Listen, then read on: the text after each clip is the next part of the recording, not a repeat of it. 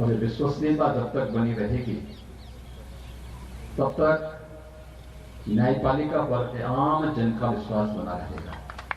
और इस विश्वास को बनाए रखना हम सबका बहुत बड़ा, पूरी हमारी प्रतिबद्धता होनी चाहिए इन सब के प्रति। अधिवक्ता समाज का बहुत बड़ा योगदान है समाज के निर्माण में, भारत की स्वाधीनता में और समाज को जागरूक करके एक यशस्वी नेतृत्व देने में भी। प्रबुद्ध समाज होने के नाते समाज की हर ज्वलंत समस्या में मुखरता के साथ उसके समर्थन में, अगर वो लोक कल्याणकारी है, राष्ट्र कल्याणकारी है,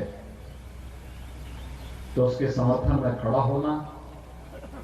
अगर वह लोक कल्याणकारी नहीं है या राष्ट्र कल्याणकारी नहीं है तो उसके विरोध में मुखर होकर के आवाज भी उठाना और उस व्यवस्था को एक नेतृत्व देने के लिए अधिवक्ता समाज ने सदैव से एक बड़ी भूमिका का निर्वहन किया है।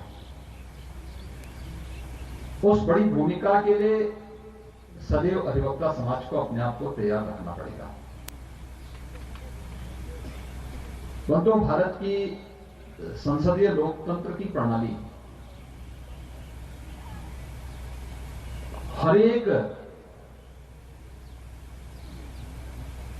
इस व्यवस्था के जो अंग हैं उसके लिए एक लक्ष्मण रेखा है। और जब तक एक दूसरे का सम्मान करते हुए हम अपनी लक्ष्मण रेखा का पालन कर रहे हैं तो भारत का लोकतंत्र यशस्वी होता हुआ आगे बढ़ेगा, दुनिया के सामने उदाहरण प्रस्तुत करता हुआ दिखाई देगा। लेकिन जब भी कोई संस्था अपने सेवाओं का अतिक्रमण करते हुए जबरन करने का प्रयास करेगी तो स्वाभाविक रूप से न केवल संसदीय लोकतंत्र आहत होगा बल्कि आम जन की भावनाएं भी आहत होती हुई दिखाई देंगी। और इसका ध्यान हम सबको रखना होगा, क्योंकि व्यवस्था, समाज की व्यवस्था हो या राष्ट्र की व्यवस्था, वो एक सामूहिकता का एक समन्वय है। वो हम सबके एक टीम वर्क का परिणाम है। और टीम वर्क जब भी दिखाई देता है, आप व्यक्तिगत जीवन में देखते होंगे, जो आपका पारिवारिक जीवन है उसमें आप इस बात को अनुभव करते होंगे। आप जब किसी अन्य अधिवक्ता के अपने दिन प्रतिदिन के जीवन में देखते होंगे, वो आपका सामाजिक जीवन हो गया या फिर राष्ट्रीय जीवन में आप देखते होंगे। ये टीम वर्क है जो हम सबको एक साथ आगे बढ़ने के लिए प्रेरित करता है। हम मिलकर के जब एक सामूहिक प्रयास करते हैं तो उसके परिणाम भी हम सबके सामने आते हैं। और मुझे प्रसन्नता है कि पिछले 9 महीनों से यह देश भी और पूरी दुनिया भी वैश्विक महामारी कोरोना के खिलाफ एक बड़ी लड़ाई लड़ रहा है। इस सदी की सबसे बड़ी महामारी का हम सामना कर रहे हैं। और मैंने इसीलिए बार काउंसिल से और बार एसोसिएशन से जुड़े हुए जब हमारे दोनों अध्यक्षगण मेरे सामने आए थे तो मैंने दोनों से ही आग्रह किया था। मैंने कहा देखिए, मुझे आने में कोई समस्या नहीं है, हम समय निकाल देंगे, लेकिन पहली शर्त होनी चाहिए कि हम लोग कोविड-19 की उस गाइडलाइन का पालन करते हुए ज्यादा संख्या में हो। एक सीमित संख्या होगी, आवश्यकता पड़ेगी हम उसको वहां से लाइव करवा देंगे। वहां से हर एक जनपद में उस कार्यक्रम को वहां पे प्रसारण की व्यवस्था हो जाएगी। लेकिन एक जगह ज्यादा जमावड़ा जब होगा तो स्वाभाविक रूप से उसकी एक कोविड-19 के संक्रमण को वो मदद कर सकता है। इसलिए हमें कोविड-19 के संक्रमण को हर एक स्तर पर तोड़ना है।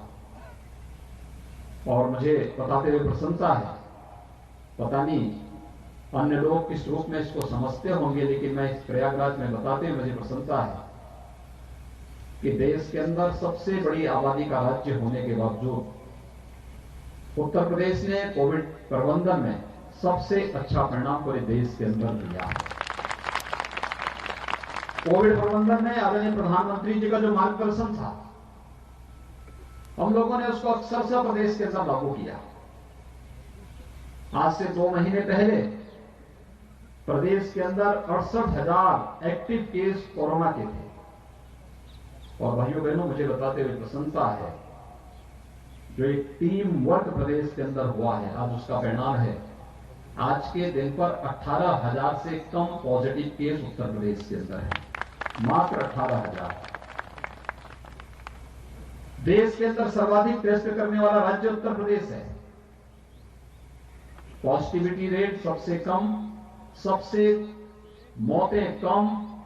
अगर दिल्ली से हम इसकी तुलना करें, उत्तर प्रदेश की आबादी है 24 करोड़ की और कुल कोविड से मौत हुई है पिछले 10 वर्षों में कुल 8,000, और दिल्ली की आबादी है 2.25 करोड़ और मौत हुई है 10,000। आप अनुमान कर सकते हैं कोविड प्रबंधन किस तरीके से उत्तर प्रदेश ने इतने बड़े राज्य को बचाने के लिए किया है। यह एक बेहतरीन उदाहरण है जो आज उत्तर प्रदेश प्रस्तुत कर रहा है देश के सामने भी और दुनिया के सामने भी। और यही कारण है, कम से कम महत्वपूर्ण संस्थाओं में बैठे हुए लोगों को इस बात की जानकारी होनी चाहिए कि दुनिया के अंदर कोविड प्रबंधन के लिए WHO जो दुनिया की शीर्ष संस्था है स्वास्थ्य की, वह भी उत्तर प्रदेश के कार्यों की सराहना करने से अपने आप को रोकती नहीं है। उत्तर प्रदेश ने बेहतरीन प्रबंधन किया है। अगर जिसको ये दिखाई नहीं देता, कम से कम वो सब पब्लिक डोमेन में है, उसको देखें और उसको एक बार जानेंगे तो